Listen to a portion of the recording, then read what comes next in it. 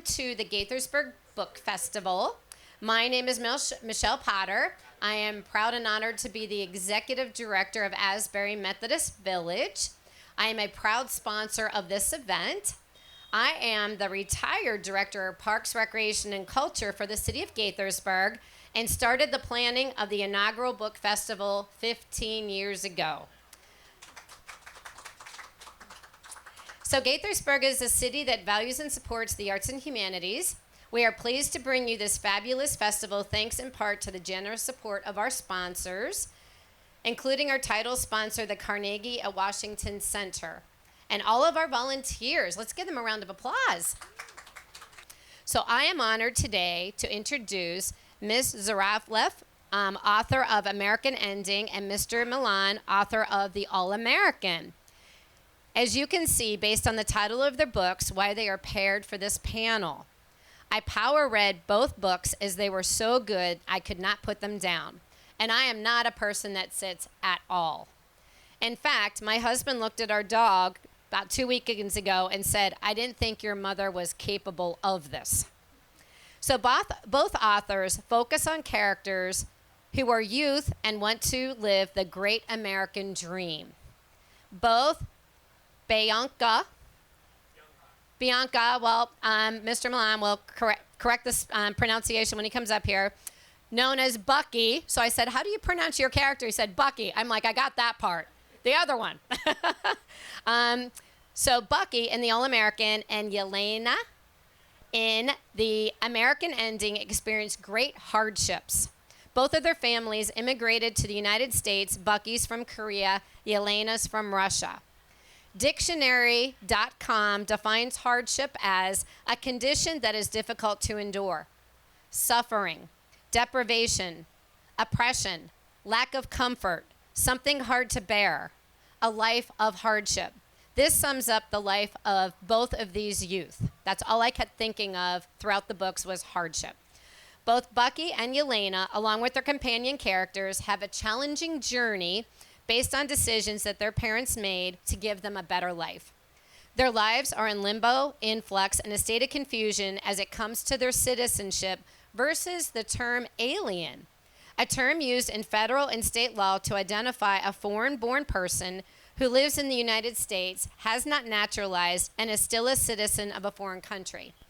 Both Bucky and Yelena are extremely hardworking, doing whatever it takes to live their best life possible, despite struggles and surprises that continue to come their way. They both had to grow up at an early age and not finish school. As I read both books, all I kept thinking was, he is just a child. She is just a little girl. And I had so much empathy, compassion, and wanted to take both of them into my home and assist them. Both needed key people to step up to the plate and help them. Both authors provide humor, travel through time, suspense, energy, sagas, and hope. So please give our authors a warm Gaithersburg welcome.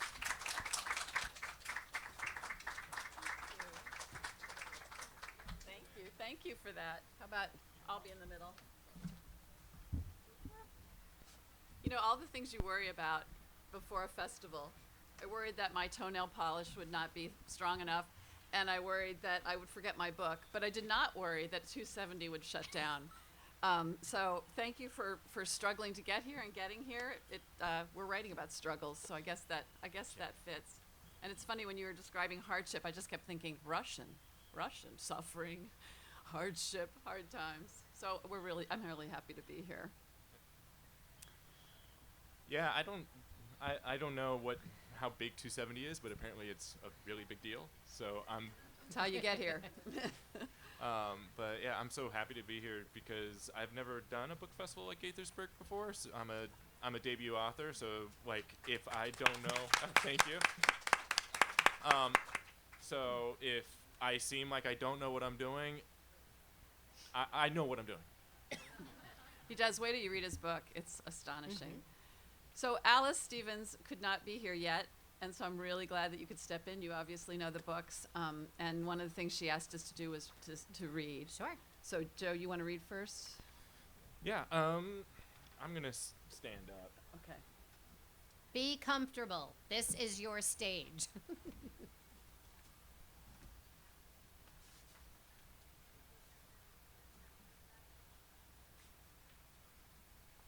Can everybody hear me? Yeah, okay. So I always hated those readings where everyone's just kind of sitting back and you're not really sure what's going on. I like to include everybody. So just to kind of wake up, it's early. Could everybody say I? I Yeah. How about am? am. I am a running back. Every morning I run tied to a tire. It barks and growls behind me on the trail, all the way through the woods and up and down the ravine. But this morning, just as we get to the bottom, the tire catches something and yanks so hard the rope snaps and launches me into the stream. The water is cold, my shirt is drenched, and it takes me a moment to get up and slap the goosebumps. I gotta stay positive.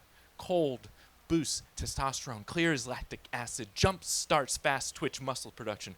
This is what Coach Shaw says in the mornings before school starts, and we're shivering in the weight room next to a broken heater, wondering how there could be a zero period. My body is cold, but my thumb is warm. Blood.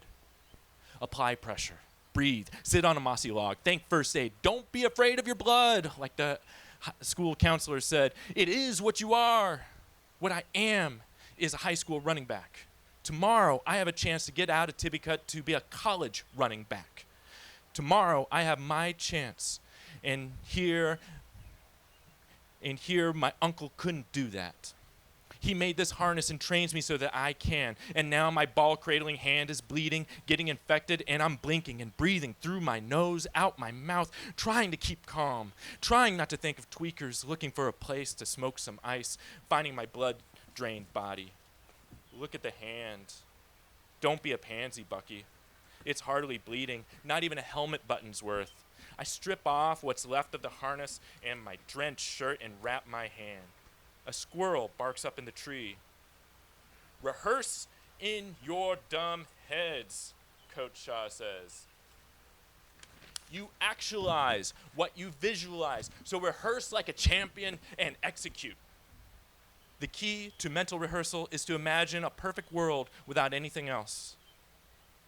I breathe, close my eyes. Forget the moss, the trees, the gray skies. Don't think how my tire must have caught on a knuckle of cedar root or an old brake caliper. Visualize AstroTurf, hash marks, hurdling big uglies, bombing down sidelines, running to the end zone and dancing at the foot of the Stars and Stripes. Blood is nothing. But I don't get to the end zone. Refs kill my play with a whistle. I'm all alone on the field, stranded by a bad call in my own mental rehearsal. On the 50-yard line is a ref who's not a ref, but a grinning Asian dude in a gray members-only jacket and bomber sunglasses. My eyes open, fast and wide as they can. A grinning Asian dude? I run, hustle, flee, leave the tire down by the stream. So do you have a book on tape yet? Really? Wasn't that phenomenal? I mean, you have the perfect voice for that, and that was incredible. And I related so well to that as an athlete myself. All right, Mary Kay. That was great. Thank you, Joe. So my book starts in 1909 in Marianna, Pennsylvania, and I'm just going to take it from the very beginning. We've got all day. I'll read you the whole book. I hoped the sisters I'd never met would never join us, and when they did arrive, I wanted to send them back. That's how American I am. As far as I was concerned, my parents had left the two of them behind and come here to give birth to me. What do you want, a medal? My little brother used to ask. He was born here, but I was born first. Where I was born isn't how I was raised. Though I hailed from Marianna, Pennsylvania, I was brought up hearing that wolves talk and old believers rise from the dead, that a good woman can make soup from a stone and a good man's snot is black with coal dust. I'm American, so I figured I didn't have to take what comes the way Ma and Pa did. Our kind of Russian Orthodox is called old believers because they don't believe in making changes or choices. But I aim to choose some things for myself. That included a life away from the mines, where most of the men who aren't crushed or gassed end up dead from drink. For years, I was at Ma's apron strings, pickling beets and cucumbers alongside her, boiling diapers, rendering lard for soap. Yelena, Yelena, Yelena, she'd say. What kind of mother leaves her daughters behind? A riddle, where the answer was my kind of mother. She didn't leave the family icon behind, or prayer books her father had copied by hand, or spools of brocade to turn any shirt into a shirt fit for church. She even brought over a tin of ashes, scooped from their humble down hearth, given that every family has a domovoi who lives in the stove, and better the devil you know. A few plump raisins set out overnight, and the domovoi at most would hide our slippers or let the fruit flies in. She warned us that a nibble of pride or envy would make a monster of him, as if I didn't have enough to fret about. Surely the domovoi would scorch what little food we had, or burn up the house with me in it, on account of my pride at being American and my envy of my older sisters, so treasured by Ma. The Pittsburgh Buffalo Company supplied Pa with a single ticket to come to Mariana in 1898, and selling all they could, floorboards to doorknobs, only raised enough for one more ticket.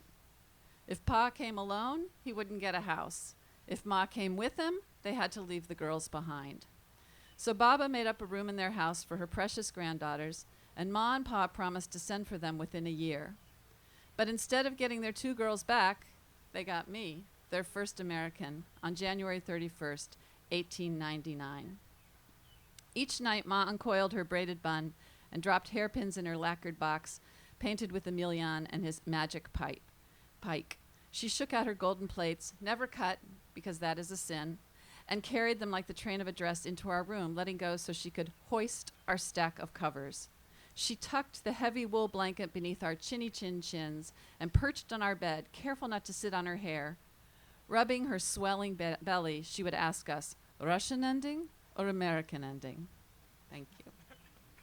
Also fabulous. And do you have a book on tape yet? Not yet. Okay. Both of you. That would be fantastic. Okay. So we're going to get into some questions.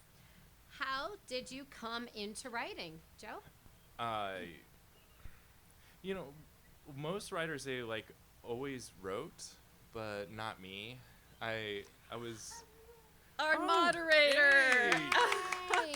Perfect timing. Would you like to take over? Catch your breath first. Continue, Joe. She's doing a great job. All we've done is read, and we've been waiting for you, Alice. Yes. Yeah. Yes. Catch your breath. So we're on the first question. How did you come into writing? Joe's responding first. Thank you for stepping in so ably. Thank you very much. Thanks. Applause. Yeah, really. So writing, I always wrote for myself, but I never really showed it to anybody, and I wasn't very good at it. And I knew this because the few writing classes I took in college, my teachers told me I wasn't very good at it. And I actually wasn't all that interested in writing because I was really into filmmaking. And so I read lots of screenplays. I read lots of theater plays. And that's what I loved. And one day, after I had graduated college, I was living in South Korea. And as a gift, one of my uncles had sent me a subscription to Creative Screenwriter. It was a magazine. I don't know if it's still printed, but and I was hoping to someday get a film, write a script and sell it, do the whole Hollywood thing. And what ended up happening was there was an article in the magazine that said that writing prose is really easy, and it's really easy. It's so much easier to sell your novel than it is to sell your screenplay, which is no, that's not that's not true at all. But the argument was if you can write it as a novel, and after you wrote it as a screenplay, it will make your career. You have 2 ways to go, blah, blah, blah, blah, and it develops your writing chops, all this kind of stuff. And so I sat down one night working on this screenplay that wasn't very good, and I decided, okay, I'm going to try to turn this into something like a novel. And I started at I had gotten off work at 8 or 9 at night. I was teaching night classes at that time. And I started writing, and I just didn't stop. It was a Friday night. I didn't go and hang out with my friends or anything like that. I just started writing, and I kept on writing, and it was lunchtime when I finally kind of stopped for the day. And it was the first time I had ever done anything that I loved just so much, and I had hoped that it could become good. And so that's really where how I came to writing was I decided, like, I love this so much that I want to just devote myself to this. And that started in my mid-20s. So I was a late starter compared to most. So I've always been writing. There's the other side of it. This is my 4th novel. And a sort of different question for me is I really, really believed in making everything up and in absurdity and invention. It's fiction. Like, it should just be completely invented, and you should sort of be able to levitate the reader. So this is a historical novel based on my family's experience, and that was the big shift for me, to write something that was actually based on the people in my life. So this feels like a first novel in some ways because it's so different. And I'll tell you a quick little fun story, which is I'm from Oklahoma City, and I'm going to go read in Oklahoma City in July, and the mayor's father was my English teacher. And so I've invited him, and the mayor and the mayor's father are coming to the reading. And yesterday the high school called me. When does that happen, this many years after high school? And she was saying, oh, and he fostered your love of writing. And I was like, well, actually, no, that's not true. And I was thinking about how I always knew that I was a writer, and that was not fostered. And so, you just have to know that you're going to keep going. You're going to write and not stop until... what did someone say? That your need for expression is greater than your ability to withstand criticism or something. You just keep going. So I studied all sorts of things, including writing, and people said what they said, and I thought, yeah, well, I'm going to be a writer, so you can say whatever you want. I love those answers. Sorry for my late entry. I didn't check the traffic. But I'm sorry to miss your readings. Oh, it was spectacular. Hers. It was actually. They were amazing. He was amazing. You had to choose your own adventure at the end of it too, like a Russian ending or an American ending. I mean, so sorry. So I just wanted to start with the titles. They both have American in the titles, and so I wanted to ask why you had American in the title, if you indeed chose the title, and what it means what American means to you. Yeah, so the part that I read, you heard the mother say Russian ending or American ending for her tender American children. But the actual genesis of that was finishing my last novel. I have a friend who's Russian, and she just could not understand why it takes so long to write a book. Like, oh, you're still writing that book? You're still on the same book? She's like, Tolstoy took 6 years. What's going on here? So when I finished the 3rd book, I ran into her, and I thought she'd be so proud of me. And I said, I finished my book. I got to the ending. And she said, Russian ending or American ending? So she started it in my head. And I said to her, well, actually, kind of both. I mean, as literary novelists, we don't want everything tied up. We don't want everything at the end. So when I was thinking about that, and then it just dripped and dripped in. And now, I mean, we're all riffing on it in my family. My mother called me the other day to say she saw the Garbo version of Anna Karenina, which ends with her holding a child's hand and walking off. And it says on the screen, this is an American ending. The Russian ending is different. My mother's like, oh my God. My manuscript originally had a different title. It was originally called Without a Handle, which is actually a play on a term that keeps on recycled in the book. It's a literal translation of oyopta, which is to try to mill rice without a handle, which is it's an impossibility. But when I started working on it with my editor, she was saying, like, we could probably call it the All-American. And I was like, oh, That's a good title. It makes a lot more sense because, like in college, you're always dreaming of becoming an All-American football player and all that. And so I felt like it matched it far better because it's emphasizing something different, because for me, the genesis of the character came from this idea of what would happen if you try to create the most American character possible. I used to teach a class in South Korea called American Culture, where there would be like 80 to 100 Korean students in my class who want to know, like, what are Americans really like? why do they do what they do?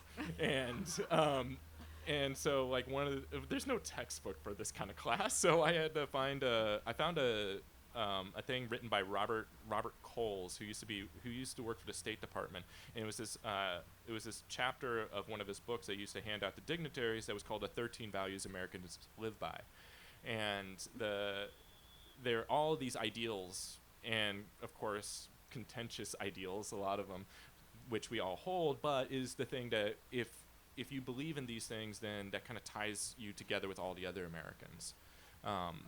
And so I wondered, like, what if I made a character that tried to uphold each of these ideas the best he could? And so the idea of being the all-American, I felt like the title really matched. I love that. I mean, what do we share, right? And then also, just for the writers in the room, which probably 90% of you are, I had 45 different titles, that I was working through. And my publisher said, we're going to put this together with a committee. We're going to get back to you with a title, which you don't want to hear that. A committee is going to choose your title. And I thought, oh, here we go. And then they sent me a note and said, we want to call it American Ending. And I was like, you win. You totally win. I love that. And it so describes the book. It's a refrain that goes through the entire book as Yelena's thinking it all the time. Like, but is this an American ending? Was this a Russian ending? But we're in America, and this is what's happening to me and to them. So it really resonates. And then I have one more thing to say, which is that when you have a book that comes out, you want it to be singular. This book is like nothing that anyone has ever seen. And this season, there are many wonderful books with American in the title. Yeah. Joe's and Laura Scalzo's in the audience. Her book is called American Arcadia. It's fabulous. You should also buy that. And there's another like half dozen books, because we're all thinking about these things. I mean, it's incredibly important. And instead of thinking, oh, I felt like, yes, bring it on. Let's all talk about this. So I feel very differently. I feel like I love my title, and I'm glad there's American in every other book. Yeah, that's interesting that that neither one of you actually came up with the title. That wasn't your title, the working title. Did you have a working title? Just curious. Oh, mine was Without a Handle. Oh, that's right, yeah. Without a Handle. I had a lot. Yeah. Yeah. For a long time, it was called Buried Sunshine, which is what they called coal. And then it was Yelena, always Yelena. Anyway, I had a lot of them. And it's also interesting that you both tell this immigrant stories. I want to first ask Joe. I'm a transracial adoptee, and this story kind of flirts with the idea that the main character was a transracial adoptee. At first, I was a little hesitant about doing this panel, because I believe very strongly that transracial adoptees should write about transracial adoption, because at this point it's a narrative that we have to own. I don't know is it a spoiler alert or that. So I just want to ask you, why did you present your all-American character as somebody who might have been a transracial adoptee? Well, because I was focusing on the character being like this fictitious American, I wanted him separated from the immigrant, because most immigrant narratives that I grew up with was always like this dichotomy of like, okay, my parents' culture is this is a culture at home, and I am constantly struggling with that. But I wanted to rather than do that kind of immigrant story, my story is about a deportation, because Bucky ends up getting deported due to a small problem of a check bouncing on his immigration paperwork, and that was enough for him to get deported. I didn't for me, when I was writing it, I wanted to make sure that he was abandoned to his stepmother. So his parents are married, and it was because of their mistake that he was deported. And so like for that, I didn't think too much that there was never a time where I thought he was going to be adopted.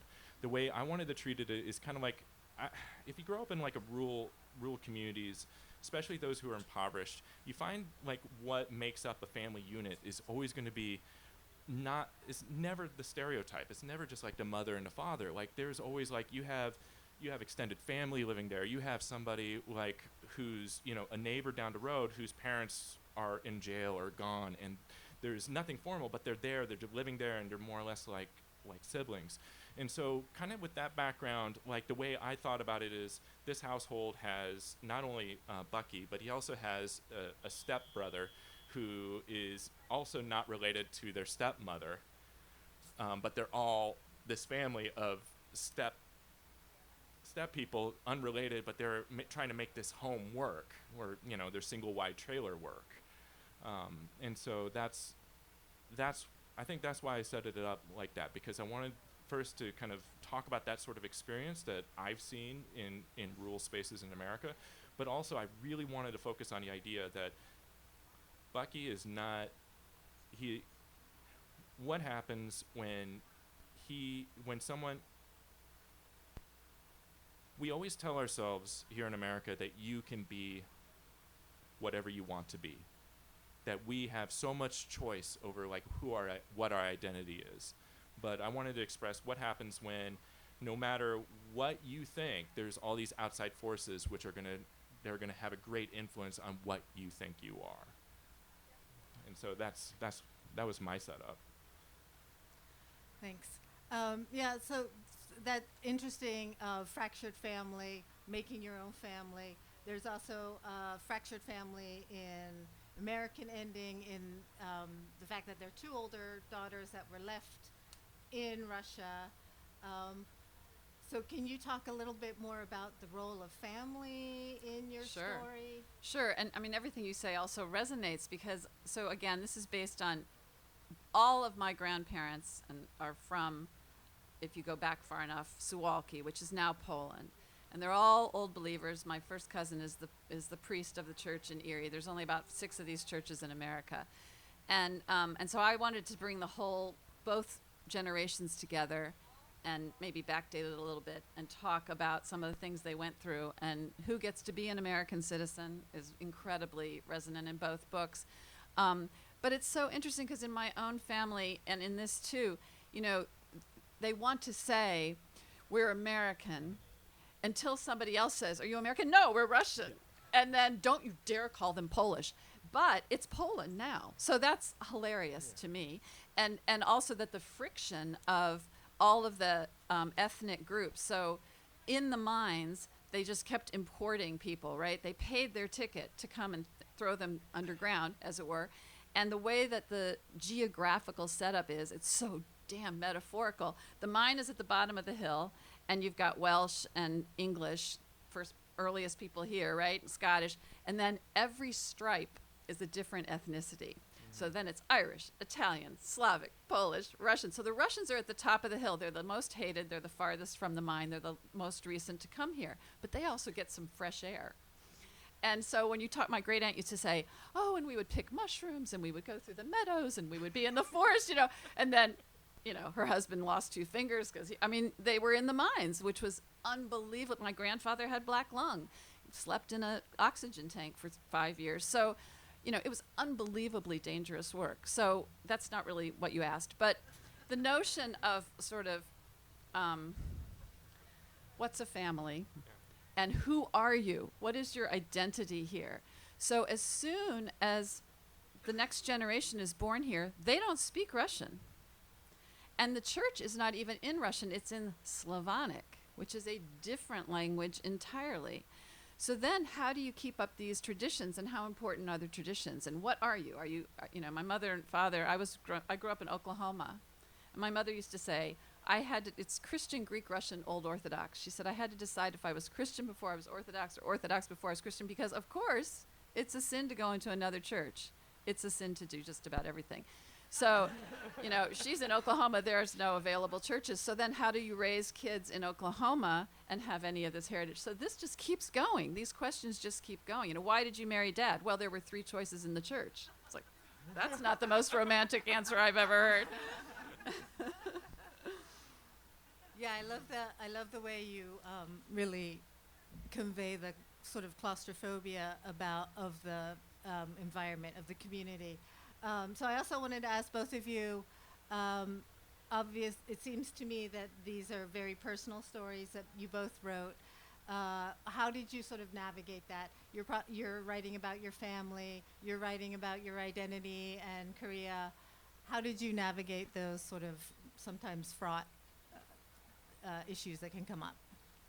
I have a short answer to that. So I had history, which unfortunately is set, and then I had the church, and then I had family. And I wanted to tell a story, and I wanted to tell a truth, but I also kept worrying that the church that I know it's a much gentler church now, that my cousin is the priest and has been for 30 years. It was incredibly just rules. It wasn't about love. It was not about acceptance. Strangers were not welcomed. So I said to Sarah Boxer, who's a writer who lives in Washington, we were talking about this, how I'm trying to navigate these three circles, not worrying about offending, but worrying about telling my own truth. And she said, well, it seems like the struggle is actually the work. And I was like, oh, that's true. The whole struggle is the actual novel. And so that's the kind of balance I'm always working on here. Yeah. For us as Americans, like the weird thing about our literature is that the books that we often point to as like the greatest American novels are almost always a coming of age novel or a maturation narrative. If you look at a lot of other traditions, that is not the case. And I was talking to, I don't remember, maybe it was a French guy like years ago when I was traveling, and he was saying like, I don't know what's up with you Americans. Why are you so obsessed with trying to figure out who you are? Like every one of our novels is about that. And I mean, I think that's something that's very shared among all of us, like what makes us us. It's not necessarily where you're born. It's not like the languages you speak. It's really just these collection of beliefs. And so, like for me personally, I'm mixed race, and I grew up in a place where there were no other Korean Americans who could speak Korean, and then I was always having to explain, because you would get these questions of like, where are you from, where are you really from, all that kind of stuff, which is it was normal like for me growing up in the 80s and 90s, and but when I moved to Korea, the first question would always be like, when are you going back? Like, where are you from? Where are you really from? It was the same. The sort same of thing. thing there. Wow. It's the same thing, because like for them, they're like, you're not really Korean. They have a special word. Like Korean Americans are called gyopos, which is just it's like a foreign Korean, which is like you're Korean, but you're not really Korean, because you know what, you're American. And it's wonderful that you can speak some Korean, but really, like, you don't know how things operate here. And so, like, all of us who have that experience of being told, like, well, you're really from this other place, and then when you go to that other place, they say, like, well, you're definitely not one of us. And then you're forced into that question of, like, how much do I get to choose who I am versus what the rest of the world says I am? And the corollary to that, though, is the American story of people then throwing shade on people from other places, which is hilarious. Yeah, right? It's like, well, where are you from? I've been in Pennsylvania my whole life and for 3 generations, and right before that, and right before that, and right before that. Like, when did you close the door, right? Yeah, we were talking before getting ready for this panel. Like my mother always used to tell me that like all the real Koreans came to America in the 70s. I love that line. That there are no real Koreans in Korea, and it's just weird. Like I don't know. I have this theory. This is my speculation. I could be completely wrong, but every group of immigrants, when there's a big wave, like you're almost like satellites. Like your culture is of that moment of when you left your country. So like a lot of the Koreans came here in the 70s and 80s. It's almost like they're of that cultural like time capsule. Like a lot of the Korean American mores that like I knew growing up, like I went to Korea and they're like, what are you talking about, man? Are you like from the dictatorship days, like thinking like that? Well, and I've got a time capsule and a time capsule, because the Old Believers stopped the clock in 1666. Nothing is allowed after that, okay? And they're fine with electricity and they're fine with drinking, but there's a lot of other things that are not allowed. And so there's a costume, and you're on one side of the church and the other, and they're lighting every single icon. And then when they finish lighting the last one, then they start snuffing out every single icon, and the incense is, clouding up. So there's this throwback that is preserved in amber. So I go to Russia 10 years ago with my mom and my cousin, and they're talking about their sort of resurgence of letting the old believers be the old believers. And then my sweet cousin would say, well, like, I don't want to, correct you, but blah, blah, blah. And before you know it, all the Russians are sitting at his knee and saying, tell us about ourselves. And my grandmother baptized me in a copper bowl in the kitchen. And, it was really in flux. Yeah. Thank you. I want to leave time for questions. I could keep on asking them all sorts of. I didn't cover the immigrant novel thing, but I do want to leave time for audience questions. So we have 10 minutes. If anybody has a question, please ask it now. Yes. I just wanted to ask, I haven't read your book, but I have read yours, Joe. I just wanted to ask, one of the things I thought was really powerful was exactly what you were saying earlier about how it isn't a story about the expectations of the parents. It's like his own identity crisis that he's exploring through this, circumstance that he has no control over. And what was amazing to me was all the forces on him. There's even a moment at the airport when he gets in the business class seat and then they rip him back, and then he describes all those forces. And it's even the girl who comes from America, and she's a force in Korea out of the blue. And I just wondered, have you ever experienced that where you felt like, how did I get to a place where I have no control, but also the things that are controlling me are coming from every direction that you can possibly imagine. And I just wondered if that was like personal experience, because to me I felt that kid was trapped and everyone was coming at him. So very powerful. Well, thank you. It's fiction. I just want to say, I have not been deported. I have not been conscripted. I have never been pulled off a plane. The thing is that we all experience these forces both, and we sometimes just label it luck. I mean, we often do just label it luck. Like, for example, how many times are you speeding down this highway and then the person behind you is the one that gets caught? But if you're driving a red car, you're always the one caught. Nobody told me that when I just bought a red car. I don't know. I guess for me, because the focus of the book was, okay, how much control do we have and how much control do we not? And ultimately, for me, I felt like for the narrator, Bucky, the thing that I loved hanging out with him about is that this guy believes that he can make his life the way he wants it to be, and that is something that is so remarkably like us as Americans. Yes. We have that belief, we do incredibly foolish, obscenely long shot ideas, and sometimes they work out.